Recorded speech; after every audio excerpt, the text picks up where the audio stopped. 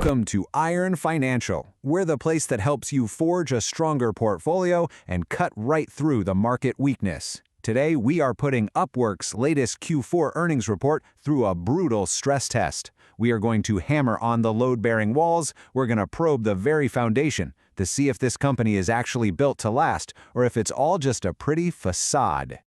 So on the surface, the headline numbers look incredibly impressive. I mean, for the last 4 quarters, this company has absolutely demolished profitability estimates, raising guidance quarter after quarter. It looks like they've built a financial fortress, and they're generating just a mountain of free cash flow. The stock has even muscled its way past the S&P 500 over the last year. In a market that's finally started rewarding real earnings over these growth-at-all-costs fantasies, Upwork looks like a paragon of financial discipline.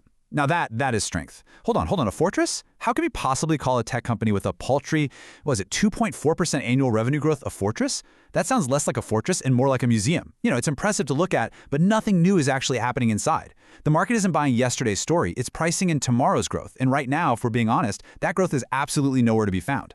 This has all the markings of a classic value trap, where that low valuation lures you in just before the floor completely gives out from under you. Let's see what the actual blueprint says. Okay, let's dive into this. We'll kick things off with that central conflict, the thing we're calling the profitability paradox. Then we're going to drill down into the structural integrity of the numbers, building the bull case from the ground up. After that, we'll start probing for weaknesses, looking for any and all cracks in the armor. From there, we'll analyze their new construction projects, the ones designed to kickstart that missing growth. And we'll finish up by reviewing management's 2026 blueprint before delivering our final, no-nonsense iron verdict. So, here's the absolute core of the problem, the paradox that I think investors are really wrestling with right now. See, for the last couple of years, the market has been trained, you could almost say conditioned, to expect massive earnings beats from Upwork. And to their credit, they deliver every single time. And yet, more often than not, the stock sells off on the news. This tells you everything you need to know. The market is looking right past those shiny profit numbers on the income statement. The real question here is whether this foundation of profitability is strong enough to support a totally new story, a story of future growth. Because right now, the market is screaming that it is not. Just look at this slide. I mean, it lays the problem out bare. Upwork has an 85% beat rate on earnings per share. In almost any other environment for any other company, that would be considered elite. And yet, the stock averages a 2.4% decline after these so-called victories. Case in point, let's look at the Q3 report. They reported a nearly 29% earnings beat, a huge surprise by any measure. And what happened? The stock immediately cratered, dropping 7%. This isn't some weird anomaly, it's a very clear pattern, and it proves the market is not looking in the rearview mirror at past profits. No, it's using a high-powered telescope to look deep into the future, and it punishes any sign of weakness in that forward guidance. That 40% discount to its rival Fiverr, that is not a mistake. It's a statement about growth expectations. All right, let's get to the bedrock. Let's forget the market noise, forget the day-to-day squiggles on the stock chart for a minute. Let's talk about the hard numbers that show real, tangible strength.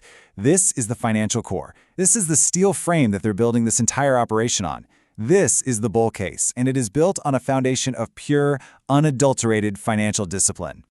First things first, the top line. They just hit a record $788 million in revenue for the full year of 2025. Yes, the growth rate is slow at just 2.4%, and believe me, we will get to that. But let's be crystal clear about something. The absolute revenue number is at an all-time high. The business is bigger today than it has ever been. And what has been a tough macroeconomic environment for project-based work, they are still holding their ground at a massive scale. That is the starting point. Now, what's really interesting here is the margin. A record 29% adjusted EBITDA margin for the full year. Look, this isn't just about trimming a little bit of fat here and there. This is a complete operational overhaul. It is serious, hardcore discipline, and it was likely achieved through much smarter marketing spend and just deep internal efficiencies. They have systematically forged a highly profitable machine, and that margin isn't just best in class. It's really in a class of its own compared to competitors who are still struggling just to generate consistent profit. And this right here, this brilliantly illustrates the point. $223 million in free cash flow for the year. This isn't some accounting magic. This is cold, hard cash hitting the bank account. This is the capital they can deploy to reinforce the business. It's the money that allowed them to buy back $136 million worth of their own shares last year, which is a clear signal from management that they believe the stock is deeply undervalued. And it's what funds all these new growth projects without having to take on a single dollar of new debt. This is financial firepower. This is strategic flexibility. So the crucial point is right here on this slide. This table is the core of the entire bull thesis. While revenue only ticked up a meager 2%, just look at the rest of the story. Adjusted EBITDA rocketed up 35%. They expanded their margins by a massive 700 basis points in a single year. Free cash flow surged an incredible 60%. What this tells me is that they have pulled every single lever of operational efficiency possible. That is the heavy lifting. That is how you create a solid financial core that can withstand market shocks and fund future expansion from a position of strength, not desperation. A strong core is great, I'll give you that. But a fortress is completely useless if the number of tenants inside is shrinking and the surrounding land is eroding. That profitability means absolutely nothing if the underlying business, the very reason it exists, is getting weaker. So let's stop admiring the balance sheet for a second and start looking at the numbers that tell a very, very different story about the actual health of this platform. Exactly. You see a fortress built on a financial bedrock. I see a company that might be polishing the brass on the Titanic. That cash flow you love so much is a lagging indicator. It tells you about past performance. The real story, the one that actually predicts the future, is in the usage metrics, the leading indicators. And right now, those metrics are flashing bright red warning signals all over the dashboard. And here it is, the first major stress fracture in the foundation. Active clients are down 6% year over year. They dropped from 832,000 to 785,000. This isn't just some small number. This is the lifeblood of the entire marketplace. You simply cannot grow a marketplace if you have fewer people buying things on it. That is a fundamental law of physics for this kind of business model. This is leakage from the very top of the funnel, and it suggests a really serious problem with either attracting new customers or retaining the ones they already have. And here's another crack, and this one might be even more concerning. The enterprise segment, the one they keep telling investors is the future of the company, the high-value, sticky revenue stream they are betting everything on, saw its revenue decline by 3% year over year in the fourth quarter. They are actively losing ground in the exact area they've designated as their primary growth engine. This is not building for the future. This is backsliding at an absolutely critical moment. It calls their entire long-term strategy into question. Okay, you've identified the headwinds, the legitimate pressures on the business. I will concede those points. They are absolutely real risks. But every good builder has a plan for the next phase of construction. Management isn't just sitting on their hands admiring their profit margins. Upwork has laid out a clear three-pillar strategy designed specifically to address these issues and to re-accelerate that growth. This is the new construction. A plan is just a piece of paper until you start pouring concrete and raising steel beams. The question isn't whether or not they have a plan. The real question is about execution. Can these new pillars actually support the weight of market expectation and reverse the negative trends we just saw? Let's not just look at the fancy architectural renderings. Let's actually examine the quality of the materials they're planning on using to build this next phase. Pillar 1 is going all in on AI. And look, this isn't some vague promise to just sprinkle AI into their marketing materials. The CEO, Hayden Brown, makes it perfectly clear. They see AI and humans working together as the future of knowledge work. They are embedding AI-powered tools directly into the platform for both their clients and their freelancers, and it's already showing tangible, measurable results. This is not marketing hype. It is a real revenue driver right now. The proof is right here on the screen. Over $300 million in annualized gross services volume. That's the total amount of money being spent on the platform came directly from AI-related work in the fourth quarter. That's up more than 50% from the prior year. But even more importantly, clients who are engaging in AI work spend on average 3 times more than the average client on the platform. This tells you that AI work is not low-value, commodity stuff. It's high-value and it's complex. This isn't just a pillar. This is their high-strength, reinforced steel. Okay, let's look at Pillar 2. This is their offering for small and medium-sized businesses. It's called Business Plus.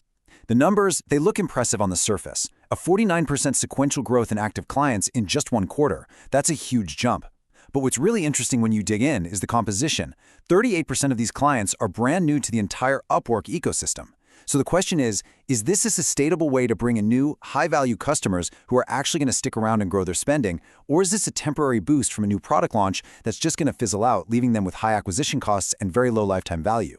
The jury is definitely still out on this one. All right, let's move to the official blueprint for 2026. This is where management has put their credibility and their numbers on the line for everyone to see. This is the plan they are going to be judged against for the next 12 months. and it is the bridge from today's profitability to tomorrow's growth. The plan calls for 6% to 8% revenue growth for the full year, which would be a significant re-acceleration from the 2% we just saw in 2025. And crucially, they plan to do this while maintaining their record 29% EBITDA margin. They're promising both growth and profitability. And that is the hardest trick in the book. Maintaining record margins while you are simultaneously trying to spend your way to higher growth is exactly where companies fail. It is an incredibly delicate balancing act. And wouldn't you know it, their own Q1 guidance shows exactly where the pressure is going to hit first. And there it is, straight from the CFO, Erica Gessert, the fine print. She is explicitly signaling a Q1 margin dip down to the 23 to 24% range to pay for all this new construction, especially the costly integration of their new enterprise platform, which they're calling Lyfted. This is the single biggest execution risk on the entire table. They are spending heavily now for a payoff they hope comes in the second half of the year. If that payoff is delayed, or if the new enterprise platform fails to gain traction, the whole structure gets wobbly, and it gets wobbly fast. So we've stress-tested the financials. We've examined the cracks in the armor. We've reviewed the blueprints for all the new construction. It all comes down to one final assessment. Is this structure sound enough to build on? Or is it a value trap just waiting to spring on unsuspecting investors? The bull case, the Forge, is built on a rock-solid foundation of record profitability and massive free cash flow. It's supported by clear, powerful growth engines in AI-related work and a rapidly scaling SMB product. The financial strength here is undeniable, and it gives them plenty of room to maneuver. But the bear case, the flaw, warns that this strong foundation is sitting on shrinking land. The user base, the most critical asset they have, is declining. The key enterprise segment is shrinking. And there is significant execution risk that these new construction projects go over budget and fall behind schedule, just like their Q1 guidance already suggests they might. Our iron verdict: Upwork is an opportunity, not a trap. The financial discipline they have shown is real, and it has created a powerful foundation of profitability and cash flow that gives them the resources and, just as importantly, the time to execute their turnaround. They are funding their own growth, but let's be crystal clear about this. It is a heavy lift. The 2026 re-acceleration is not guaranteed. Management must now prove that it can translate its mastery of the cost side of the ledger into a brand new phase of top-line growth. They've proven they can run a profitable company. Now they have to prove they can grow one. The structure is sound, but now the real work, the heavy lifting of rebuilding growth, begins. Quick disclaimer, everything I share is for entertainment and informational purposes only. I'm not a financial advisor, so please do your own research or talk to a professional before making any moves with your money.